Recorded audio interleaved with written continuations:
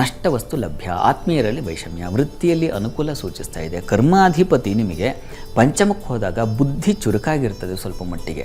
ಶತ್ರುಕ್ಷೇತ್ರ ಇದೆ, ಆದರೆ ರವಿ ಬುಧ ಅವೆರಡು ಸೇರಿ ಸ್ವಲ್ಪ ಮಟ್ಟಿಗೆ ಅನುಕೂಲವೇ ಆಗುತ್ತೆ. ಹೀಗಾಗಿ ಆತಂಕ ಬೇಡ.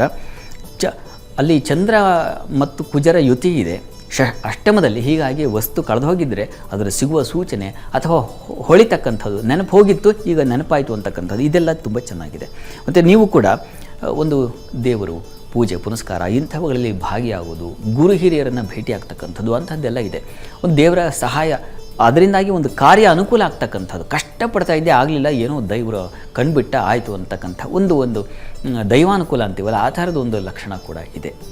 ನೀವು ಕೂಡ ಯಾವುದೋ ಒಂದು ಉತ್ಸವ ಇವುಗಳಲ್ಲಿ ಭಾಗಿಯಾಗ್ತಕ್ಕಂಥದ್ದು, ದೇವಸ್ಥಾನ ದರ್ಶನ, ಕ್ಷೇತ್ರ ದರ್ಶನ ಇಂಥ ಒಂದು ಲಕ್ಷಣವನ್ನು ಸೂಚಿಸ್ತಾ ಇದೆ ಧನುರಾಶಿಯವರಿಗೆ ವಾರದ ಹಾದಿಯಲ್ಲಿ. ಇನ್ನು ವಾರದ ಅಂತ್ಯ ಭಾಗದಲ್ಲಿ ಗಮನಿಸ್ಕೊಂಡ್ರೆ ನಿಮಗೆ ವೃತ್ತಿಯಲ್ಲಿ ಸ್ವಲ್ಪ ಹುಷಾರಾಗಿರಬೇಕು. ಅನುಕೂಲವೂ ಇದೆ, ಅನಾನುಕೂಲವೂ ಎರಡೂ ಇದೆ. ಸಹಕಾರ ಸಿಗಲ್ಲ ಅಂತಲ್ಲ, ಅದು ಕೇತು ಇರೋದ್ರಿಂದ ಭಂಗವಾಗುವ ಸಾಧ್ಯತೆ ಇರುತ್ತೆ. ಅನುಕೂಲ ಆಯಿತು ಆದರೆ ಪೂರ್ಣವಾಗಲಿಲ್ಲ, ಅಪೂರ್ಣತೆ ಅಂತೀವಲ್ಲ ಅದನ್ನು ಸೂಚಿಸುತ್ತೆ. ಸಂಗಾತಿಯಲ್ಲಿ ಮನಸ್ತಾಪ ಗಲಾಟೆ ಇದನ್ನು ಸೂಚಿಸ್ತಾ ಇದೆ. ಸ್ವಲ್ಪ ಹುಷಾರು, ಅವರ ಜೊತೆಗೆ ಎಚ್ಚರಿಕೆಯಿಂದ ಮಾತನಾಡಬೇಕಾಗುತ್ತೆ. ಆರೋಗ್ಯದಲ್ಲಿ ಸ್ವಲ್ಪ ವ್ಯತ್ಯಾಸ, ಚರ್ಮ ಸಂಬಂಧಿ ತೊಡಕುಗಳು ಉಂಟಾಗುವ ಸಾಧ್ಯತೆಯನ್ನು ಸೂಚಿಸ್ತಾ ಇದೆ. ಸ್ವಲ್ಪ ಹುಷಾರು. ಅದ್ರ ಜೊತೆಗೆ ಹೃದಯ ಭಾಗದಲ್ಲಿ ಸ್ವಲ್ಪ ಸಮಸ್ಯೆಗಳಾಗ್ತಕ್ಕಂಥದ್ದು. ಯಾಕೋ ಹಾರ್ಟ್ ಸ್ವಲ್ಪ ನೋವಾಗ್ತಿದೆ, ಎದೆ ಭಾಗದಲ್ಲಿ ನೋವ್ತಾ ಇದೆ, ತಕ್ಷಣ ಹೋಗಬೇಕಾಗತ್ತೆ, ಹಾಸ್ಪಿಟ್ಲಿಗೆ ಹೋಗಿ ನೀವು ತಪಾಸಣೆ ಮಾಡಿಸ್ಕೋಬೇಕಾಗತ್ತೆ ಈ ವಾರದಲ್ಲಿ. ಮುಖ್ಯವಾಗಿ ಬುಧನ ಸಂಚಾರ ನಿಮ್ಮ ಪಾಲಿಗೆ ಬುದ್ಧಿ ಚುರುಕಾಗಿ ಮಾಡುತ್ತೆ, ಅದರಲ್ಲಿ ಏನು ಸಂಶಯ ಇಲ್ಲ.